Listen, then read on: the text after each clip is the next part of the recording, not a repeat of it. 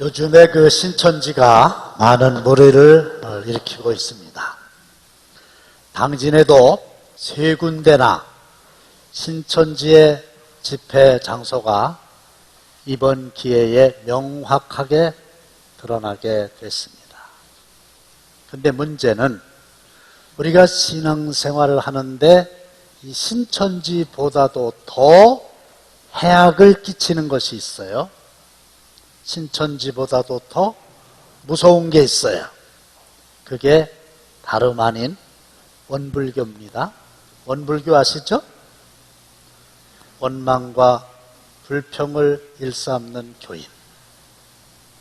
언뜻 생각하기에는 별거 아닌 바이러스가 때때로 인체에 치명적이듯이 언뜻 생각하기에는 별거 아닌 입으로만 하는 원망과 불평의 바이러스가 건강한 신앙생활에 결정적인 치명타를 가하게 됩니다. 왜 그러냐? 이 원망과 불평은 습관입니다. 그리고 자꾸 하다 보니까 습관이 됐고 더 자주 하게 되면 아예 원망과 불평이 우리의 체질이 됩니다. 그래서 어제도 원망, 오늘도 불평, 이 사람에게도 원망, 저 사람에게도 불평, 이렇게도 원망, 저렇게도 불평 계속 하게 됩니다. 그리고 이 원망과 불평은 전염병같이 나 자신뿐만 아니라 주위에 아주 나쁜 영향을 가져다 줍니다. 내가 원망하고 내가 불평하는 말을 하면 내 귀에 들리겠지요? 그러면 우리 몸속에서는 자동적으로 기분 나쁘고 재수가 나쁜 아드레날린이라고 하는 호르몬이 막 분비된다는 거예요. 그러니까 그냥 재수 나쁘고 기분 나쁜 일이 계속되지요. 그리고 상대방에게 영향을 끼쳐서 상대방도 쉽게 그렇게 되는 겁니다. 그리고 이 원망과 불평을 일삼는 아예 체질화가 된 사람은 자기는 모르지만은 가만히 지나고 보면 자기가 트러블 메이커가 되는 겁니다. 이 사람하고 싸우고 저 사람하고 다투는 사람이 돼요. 원망하고 비판하는데 누가 그를 좋아하겠습니까? 결국 주위 사람들로부터 인정을 받지 못하니까 그런 사람들끼리끼리 또 모입니다. 그리고 이런 일에 대장은 밥을 잘 사는 특징도 있다고 그래요. 그런데 이 원망과 불평의 바이러스에 아주 탁월한 백신이 있으니 그게 바로 사랑이거든요. 사랑하는데 어떻게 원망하고 사랑하는데 어떻게 불평할 수가 있겠어요? 따라서 아무리 세상이 혼란스럽고 험하다 할지라도 잃었던 사랑을 회복하셔서 원망 불평의 바이러스를 100% 박멸하시기를 주님의 이름으로 축원합니다. 우리 예수님이 사랑을 명령하셨어요. 34절 다 함께 시작. 새 계명을 너희에게 주노니 서로 사랑하라. 그냥 두세요.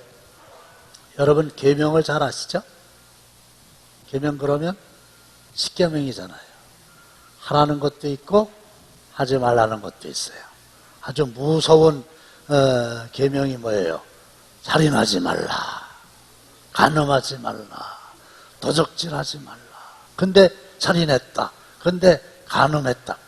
큰일이죠. 근데 새 계명을 주셨는데 그게 뭐냐? 서로 사랑하라요. 다시 말씀드리면 하지 말라고 한 것을 하는 것도 문제고 하라고 말씀하신 걸 안 하는 것도 문제인데 살인하지 말아라 그랬는데 살인했다 그러면 그게 얼마나 중한 무거운 죄입니까? 근데 그거와 똑같은 중량으로 서로 사랑하라 그랬는데 사랑하지 못했다면 그것도 큰 잘못을 저지르는 거라는 거죠. 살인하지 말라고 그랬는데 살인한 건 큰 죄고 사랑하라고 그랬는데 사랑하지 못하는 건 그보다 못한 죄다. 그렇지 않다는 거예요. 왜? 똑같은 계명이니까. 그리고 사랑하라 이 말은 명령문입니다. 해도 좋고 안 해도 좋은 게 아니라 반드시 해야 된다. 대학으로 얘기하면 전공 필수 과목이에요. 그러면 이제 어떤 분은 목사님, 아니 명령할 게 따로 있지. 사랑은 감정인데 어떻게 사랑을 명령하라고 그랬다고 그래서 그게 됩니까? 맞아요. 감정적인 사랑은 명령할 필요가 없어요. 마음이 끌리는데 그를 사랑하고 싶은데 누가 사랑하지 말라 그러면 그게 문제지. 아니 사랑스러운 사람을 뭐 사랑하라고 명령할 필요가 뭐 있어요. 가만 둬도 너무너무 사랑하는데 그렇잖아요. 안 보면 보고 싶고 만나면 헤어지기 싫고 그런데 뭐 사랑하라는 명령을 왜 해요? 그러니까 이 본문에서 사랑하라 그 사랑은 감정적인 사랑이 아니라는 거지요. 다시 말씀드리면 감정이 허락하지 않는 사람도 사랑해야 되는 사랑이라는 거죠. 여러분 가만히 한번 생각해 보세요. 내 주위에 주는 거 없이 미운 사람이 있어요? 혹시 말씀 중에 떠오르는 사람의 얼굴이 있을 수 있어요? 얼굴만 마주쳐도 피하고 싶은 사람이 있어요? 목소리만 들어도 가슴이 철렁 내려앉는 사람이 있어요? 그 사람이 힘든 일을 만났다는 얘기를 듣고서도 안타깝지 않은 그런 경우가 있지요? 안타까운 정도가 아니라 잘 됐다는 생각이 들 수도 있는 거죠. 근데 오늘 사랑하라 그 말은 그런 사람들도 사랑하라 그런 겁니다. 그러면 그게 가능할까요? 가능합니다. 로마서 5장 5절에 보시면 우리에게 주신 성령으로 말미암아 하나님의 사랑이 우리 마음에 부은 바 됨이니. 그래서 성령을 통해서 우리에게 주시는 하나님의 사랑이 있다는 건데 그 하나님의 사랑으로는 가능한 거예요. 그러나 우리의 사랑만 가지고는 불가능한 겁니다. 인간의 능력으로는 그런 사람을 절대로 사랑할 수 없어요. 그러나 하나님의 사랑으로는 감정이 허락지 않는 사람도 사랑할 수가 있다는 건데 이 하나님의 우리 마음에 부어주시는 사랑은 하나님의 사랑은 아가페의 사랑이라고 그러고 아가페의 사랑은 조건이 없는 사랑이에요. 그럼에도 불구하고 조건이 없어요. 그냥 사랑하는 거예요. 우리가 아직 죄인 되었을 때에 우리가 아직 하나님을 사랑하는 마음이 없었음에도 불구하고 하나님이 먼저 우리를 사랑하신 그런 사랑이죠. 제가 고등학생 때에 아주 친한 친구가 언젠가 와가지고 저한테 생일 선물을 줬어요. 생일 축하한다고. 선물 가져왔다고. 그러니까 얼마나 고마워요.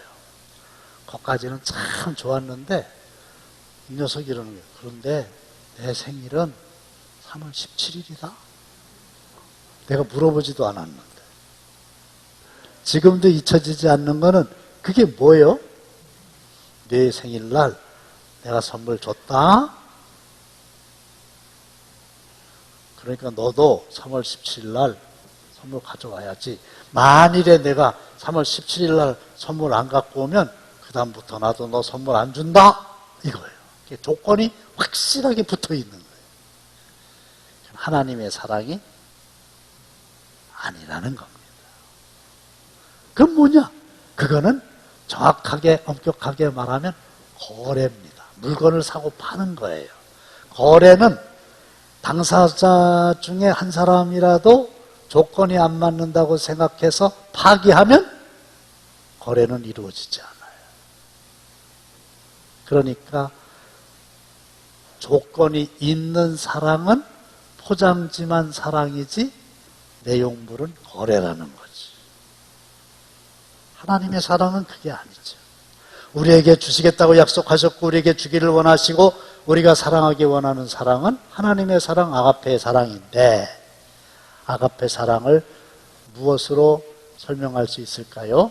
여수에 가시면 애양원이라고 있죠.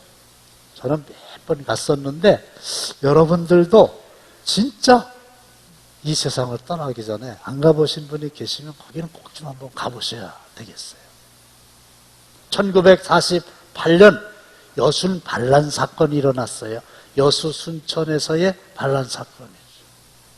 그런데 이 손양원 목사님에게는 두 아들이 있었어요. 동인이, 동신이. 공부도 잘했고요. 사진을 봤더니 진짜 잘생겼어요. 그런데 그 여순 반란 사건 때 좌익 청년이 총으로 두 아들을 쏴서 죽인 거예요. 그래서 손양원 목사님은 자기의 두 아들이 하루아침에 아무런 잘못도 없이 죽은 겁니다. 나중에 그 범인이 체포됐죠. 그런데 이 손양원 목사님이 그 범인이 체포되어 있는 경찰서에 찾아가가지고 선처를 부탁합니다. 그러고 나중에 안재선이라는 청년이었는데 이 안재선을 자기의 양아들로 삼습니다. 그래가지고 성을 손씨로 바꿔서 손재선이다. 실제로 있었던 일이고 사랑의 원자탄이라는 영화도 나왔죠.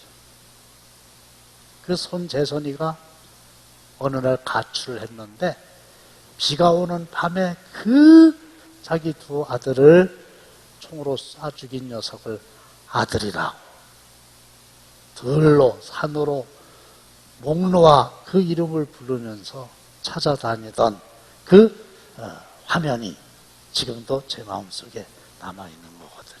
이게 무슨 조건이 있어요? 이거야말로 하나님의 사랑이죠. 이거야말로 아가페의 사랑이죠.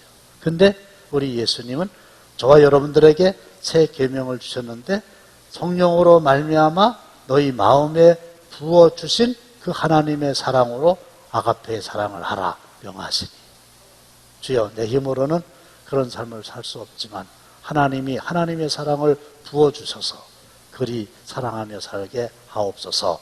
할렐루야. 근데 이런 명령을 한 예수님은 신이 본을 보여주셨으니 요한복음 13장은 마가 요한의 다락방에서 성만찬을 하다가 예수님께서 일어나셔서 제자들의 발을 씻겨 주시는 사건으로 시작되잖아요.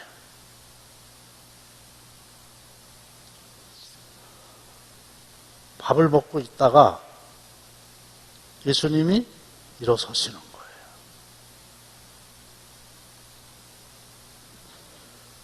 그러더니 13장 4절에 보시면 겉옷을 벗으시는 겁니다. 그리고 수건을 가져다가 허리에 두르시고 대야에 물을 떠다가 제자들의 발을 씻기시는 거예요.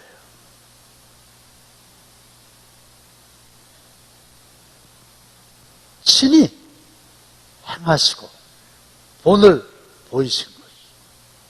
그 12 제자 중에는 물론 가룟 유다도 있었죠. 그리고 예수님은 가룟 유다가 자기 자신을 팔 것을 이미 알고 계셨죠.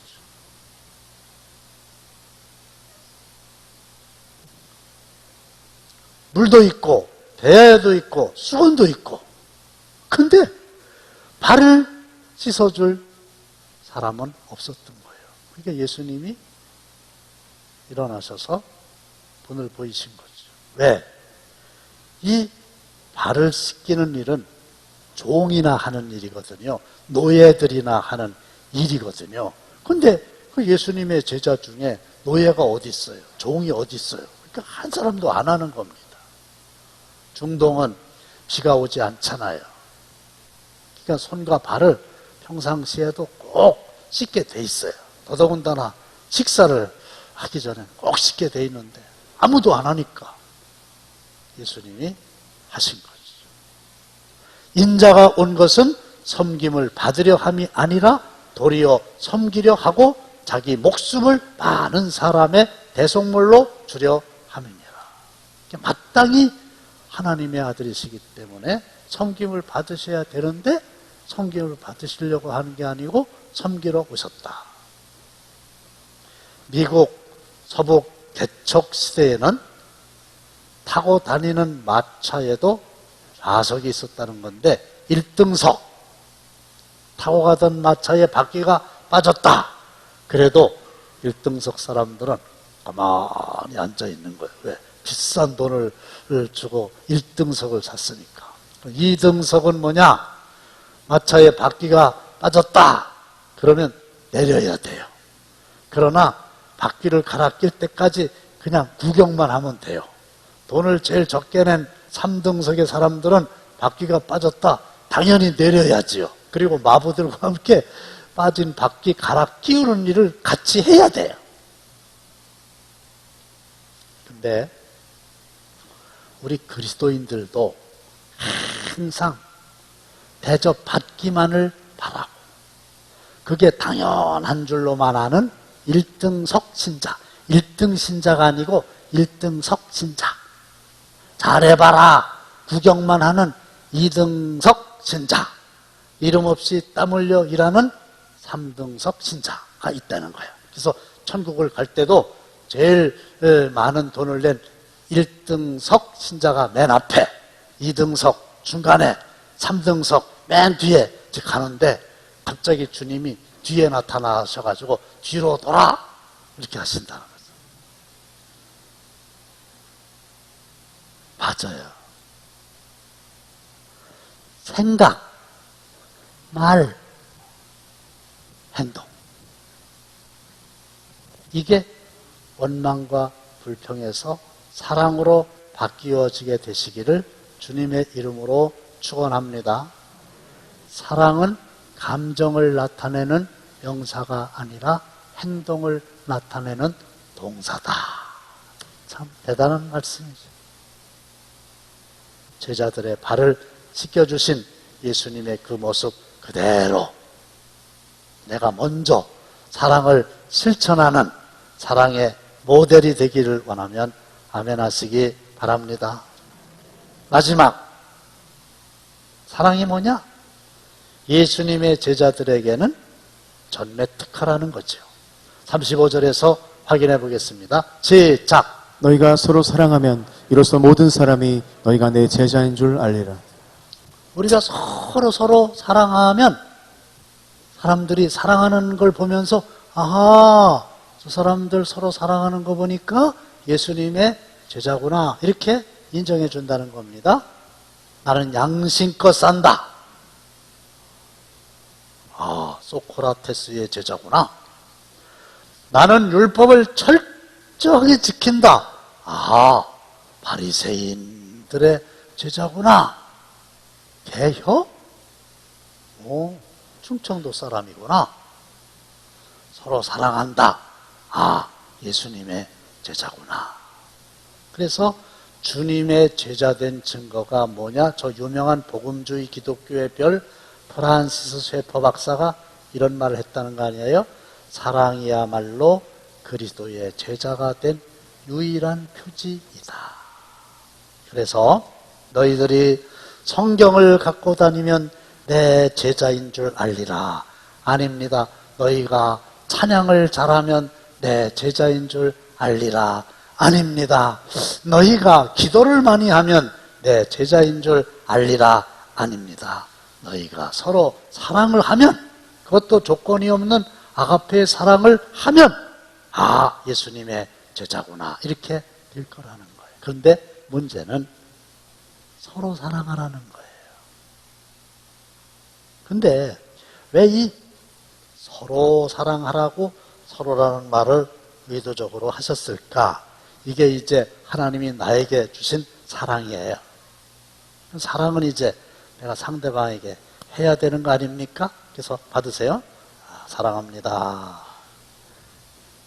목사님은 또 하나님으로부터 명령을 받았으니까 목사님도 그 사랑을 나한테 주셔야지. 그죠?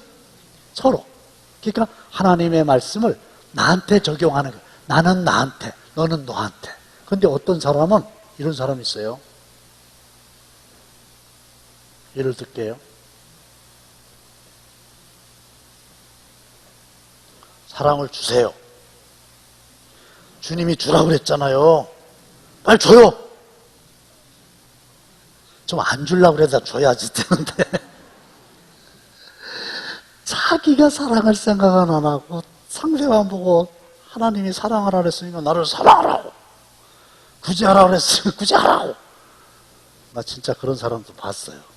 목사님, 성경에 구제하라고 돼 있잖아요. 그러니까 나한테 구제하세요. 2천만 원인데 너무 많아가지고 못했어요.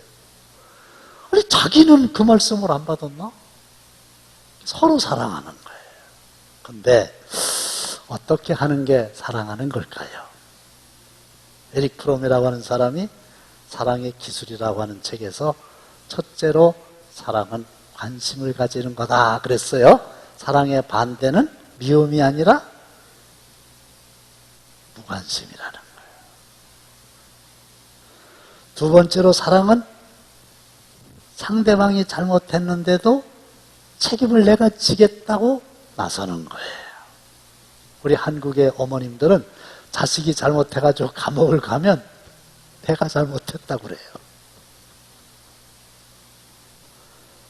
세 번째는 이해해 주는 거예요. 그럴 수가 있어! 이거는 오해고, 아이고, 뭐 그럴 수도 있지. 이게 이해하는 거고, 이게 사랑하는 거예요.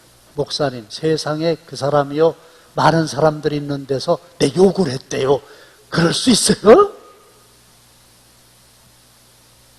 눈에 불 켜고 우리는 그렇게 얘기하는데 뭐 그럴 수도 있지. 지는 안 했나? 그리고 사랑은 존중히 여기는 거예요. 사랑은 무례히 행하는 게 아니에요. 그리고 사랑은 아낌없이 주는 거예요. 주는 거예요. 제가 이 설교를 준비하면서 한 주간 내내 주는 거다. 그래야 아낌없이 주는 게 사랑이지. 그래가지고 지난 한 주간 동안에는 의식적으로 만나서 밥을 같이 여러 번 하고 먹었어요. 근데 내가 돈을 다 내봤지. 아주 여러 번. 그랬더니 돈이 많이 나간 거는 사실인데 다들 좋아하시던데요. 주는 거예요. 받으려고 그러지 않고 내가 주는 거예요. 이게 사랑. 요한복음과 요한계시록을 쓴 사도 요한이 반모섬에 귀향을 갔어요. 나중에 풀려나가지고 에베소라고 하는 곳에서 여생을 보냈는데 그때는 90을 넘어선 때였어요. 그러니까 어디를 가더라도 제자들이 부축을 해야만 가실 수 있었어요. 그런데도 그분은 입만 열면 설교를 하시는데 설교는 매번 똑같아요. 서로 사랑하라. 이거예요. 어느 날은 계속 똑같은 서로 사랑하라라고 하는 설교만 하니까 한 제자가 묻기를, 선생님, 오늘은 좀 새로운 설교를 하실 수 없겠습니까? 그랬더니, 그래요. 오늘은 좀 새로운 설교를 해야지. 그리고 이렇게 설교하셨다는 거예요. 내가 너희들에게 새로운 설교를 하노니 서로 사랑하라. 그래서 이 사도 요한을 사랑의 사도라고 그러잖아요. 진짜 사랑한 그분이거든요. 결론, 여러분, 그런 주님의 사랑이 있는 곳에는 원망과 불평이 사라지게 됩니다. 내 힘으로 안 되지만 성령으로 그 하나님의 사랑을 내 마음에 부어주사 조건 없이 관심 가지고 존중히 여기고 이해하고 내가 책임지고 아낌없이 주는 그런 그리스도의 제자가 되게 하옵소서. 전 지금도 갈등이 계속되는데 뭐 장로교단, 성결교단 이런 데는 아예 총에서 내려와가지고 주일날 예배를 드려라, 나머지는 다 중단해라 이렇게 됐는데 감리교단은 알아서 해라 이런 식인데 여러 가지로 이제 판단해서 주일날 예배만 드리고 다 집에서 하세요 이랬는데 태안에 있는 소원교회라고 감리사가 있는 교회인데 오늘 저녁부터 저보고 부흥회를 와서 해달라는 거 아니에요? 그래가지고 사흘 전에 제가 전화를 좀 했어요.